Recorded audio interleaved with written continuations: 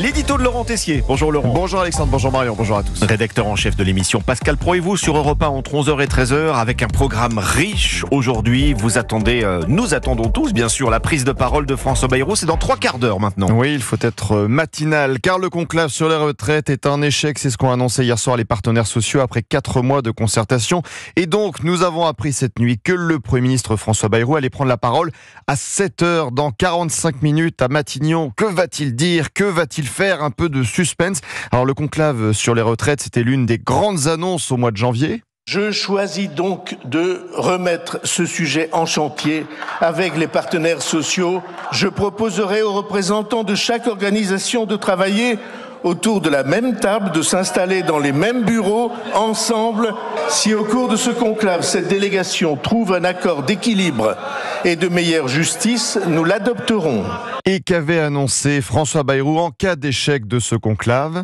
Je souhaite que cet accord soit trouvé, mais si les partenaires ne s'accordaient pas, c'est la réforme actuelle qui continuerait à s'appliquer. C'est donc la réforme Borne qui est toujours en vigueur, un âge légal de départ à la retraite à 64 ans pour les salariés nés à partir du 1er janvier 1968. Syndicat, patronat, chacun se renvoie la balle. Le groupe LFI, NFP appelle tous les groupes de gauche à déposer ensemble une motion de censure. Donc vivement cette heure, nous vous raconterons tout sur Europe 1. Eh bien oui, nous serons fixés d'ici 45 minutes maintenant avec la prise de parole de François Bayrou. Très inhabituel, cet horaire matinal, effectivement. Vous allez aussi revenir, Laurent, sur ces nombreuses victimes de piqûres. Ça s'est produit dans la soirée de la fête de la musique samedi soir. Oui, Alexandre, parce que les témoignages sont glaçants et arrivent au fur et à mesure. On parle d'au moins 145 victimes qui se sont signalées aux forces de l'ordre. C'est forcément plus. Et hier, dans notre émission Pascal Pro et vous sur Europe 1, nous étions avec Rose, 18 ans. Elle était dans le centre-ville de Nantes, place du commerce, place centrale que les Nantais connaissent bien. Sa sœur, Marthe, a subi une piqûre. À un moment donné, elle a été bousculée et un peu frappée au bras et donc elle a senti un pic dans son bras en fait. Elle a senti un coup, un point vif dans le bras. Elle a dit que son bras il était chaud, qu'il tirait un peu comme une sensation de vaccin en fait. Et donc elle n'a pas eu de symptômes genre d'avoir été droguée ou quoi que ce soit. On a contacté le 15 et ils nous ont recommandé de faire une sérologie. On parle d'une dizaine de suspects entre 19 et 44 ans. 2 sont en situation irrégulière. Et hier matin, je vous parlais des violences, des 1500 personnes blessées, de ces victimes de piqûres. Quasiment rien dans les journaux de 13h et 20h de TF1 et France 2. C'est l'heure d'un nouveau point. Je rappelle que dimanche, France 2 n'avait parlé que 14 secondes des violences lors de la fête de la musique. Une simple brève. Hier soir, rien aux 20h, mais un peu plus tôt, miracle. Un sujet d'1 minute 30 sur les piqûres dans le 13h et un changement d'ambiance. C'était l'une des inquiétudes de la fête de la musique relayée sur les réseaux sociaux. Cet appel à attaquer et à piquer des femmes. Il pensait profiter de la fête de la musique, mais la soirée a viré au cauchemar. La plupart du temps pour des femmes. Cette année, c'est un phénomène de grande ampleur.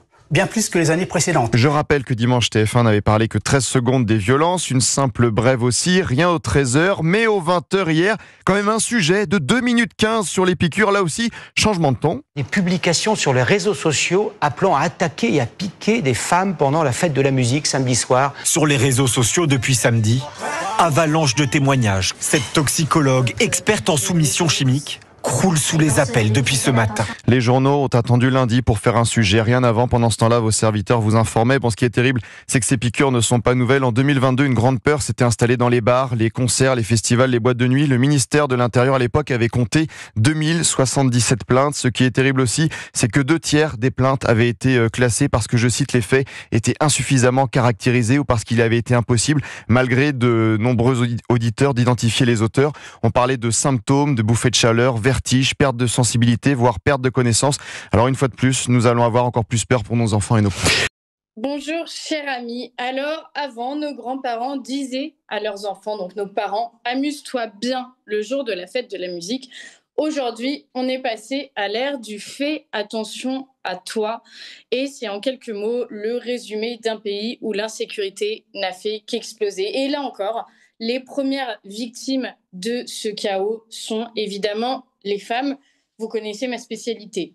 Cette année, pour la fête de la musique, on a vu se multiplier des campagnes de prévention pour lutter contre un nouveau fléau, les piqûres de rue.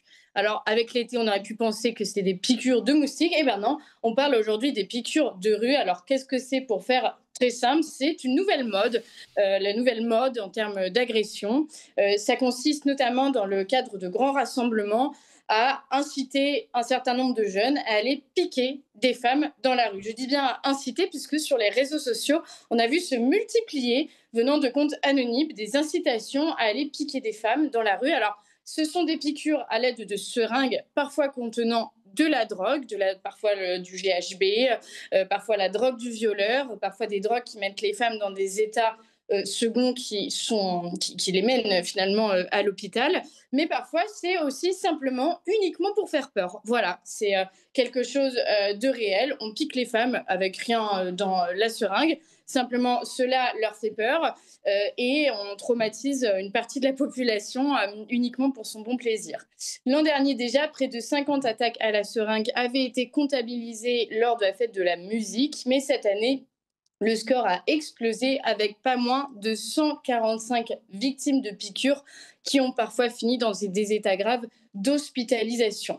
Alors, à chaque format d'agression, entre guillemets, les femmes ont toujours trouvé comment s'en sortir et ont usé d'ingéniosité pour toujours rester dans le cadre légal. Pour lutter contre les piqûres, je ne sais pas. Peut-être qu'on va devoir porter une cotte de maille. Peut-être que ça va être ce genre de choses qui va être proposé.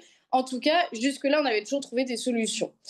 Quand on était victime d'agressions physiques, eh bien, on avait développé ce qu'on appelle notamment des kits contre l'insécurité. On a vu ça se développer sur un certain nombre de marques. On en trouve même maintenant sur Shein. C'est des espèces donc de petits porte-clés sur lesquels vous pouvez trouver des mini-points américains qui tiennent sur une phalange. Vous pouvez trouver des espèces de grandes aiguilles avec lesquelles vous pourrez vous défendre. Et ça passe si vous vous faites contrôler, puisque ce n'est pas considéré comme une arme totalement, puisque c'est un simple petit porte-clés rose acheté sur Shein. Je me souviens d'un reportage à Grenoble, d'ailleurs, où une jeune femme expliquait qu'elle portait ça, notamment la grande épingle, dans son chignon, cachée dans son chignon, pour pouvoir s'en servir en cas d'agression. On n'a rien à envier finalement aux techniques moyenâgeuses. Malheureusement, nous en sommes là.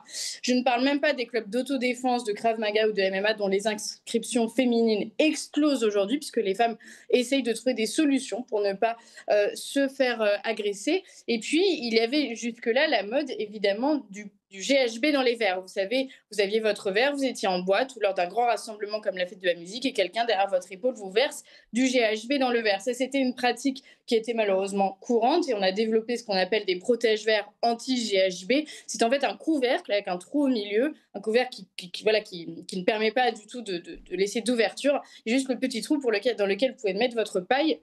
Et ce qui évite en effet qu'il y ait un versement de ce genre de choses dans votre verre. On a eu évidemment pour lutter contre l'insécurité la mode des subway shirts. Donc c'est des espèces c'est littéralement les chemises de métro, c'est-à-dire que les femmes n'ont pas envie aujourd'hui de vivre sous la charia et continuent de vivre de manière dénudée ou pas, ou comme elles le souhaitent, de sortir habillées comme elles le souhaitent. Et donc en rentrant dans le métro ou dans les transports en commun, elles mettent une subway shirt, leur chemise de métro, pour justement éviter les regards et éviter les tentatives d'agression face à des hommes qui visiblement ne sont incapables de se retenir face à un bout de peau. Voilà un petit peu l'état des lieux aujourd'hui où on en est. On se rend compte qu'on n'a pas encore trouvé la solution pour lutter contre la piqûre. On voit même que certains influenceurs comme un qui s'appelle notamment Amine Morito, excusez-moi l'accent local, envisage même, en tout cas incite à faire ça, puisque dans le cadre de gag, il va faire semblant de piquer des gens dans la rue. Voilà, on se rend compte que là encore, on a les modèles qu'on mérite et on n'est pas étonné de voir que ce genre de phénomène se diffuse dans la société, notamment auprès de jeunes hommes, quand on voit que leurs modèles sur Internet ressemblent à ça. Voilà, désolée pour ce résumé qui n'est pas toujours super drôle. Il y a évidemment plein de sujets et plein de solutions qu'on peut encore trouver, mais voilà la réalité de la fête de la musique. Et quand Laurent Nunez nous explique que tout s'est bien passé, eh bien, j'espère qu'il pense aux femmes qui ont fini à l'hôpital. Merci beaucoup.